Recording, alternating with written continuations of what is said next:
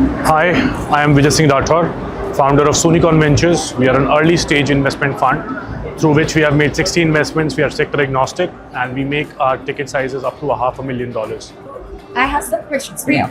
So first of all, related to your sector, I would like to ask, a lot of D2C brands look great on Instagram but struggle with unit economics. At what stage do you stop being patient about profitability and start asking other questions? So the earlier model of all the D2C brands to just acquire consumers is no more very fascinating for the investors. We always look for unit economics from day one. So it is not that you have to clear a stage and then only we will ask those tough questions. We ask that on day one. And if the founder haven't figured it out, we still give them time to figure that out, how the unit economics will work. But if the path is not clear and they're only rushing for getting the new consumers, I guess we keep ourselves out. We have made close to 8 investments in this space, and we have made sure we cherry-picked all those companies which have unit economics figured out on day one. So that's our thesis. How has the funding climate for consumer brands changed post-2022?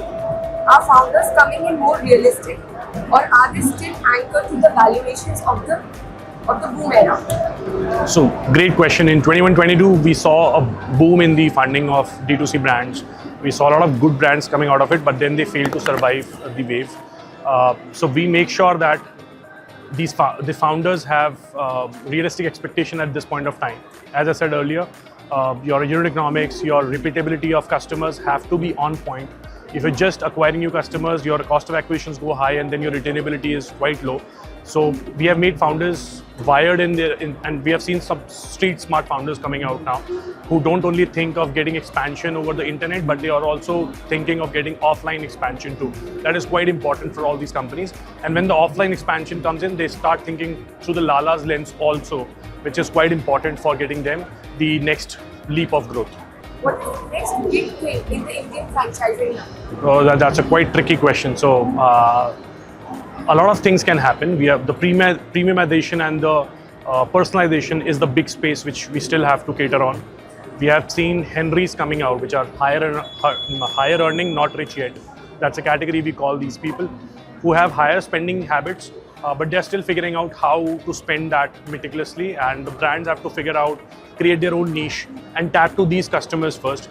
That's where you can have a better economics, better repeat ratio, better customer stickiness. So that's where we want brands to push towards.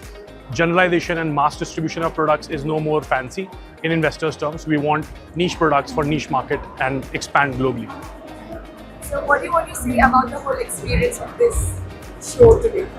Amazing experience. By walking down the alley, I see a lot of good brands. Some reputed brands are there and some new brands are there. They're here for expansion. That's what takes a founder to step out their comfort zone, come to expos like these, meet new people and then expand their business. That's what I love about new founders.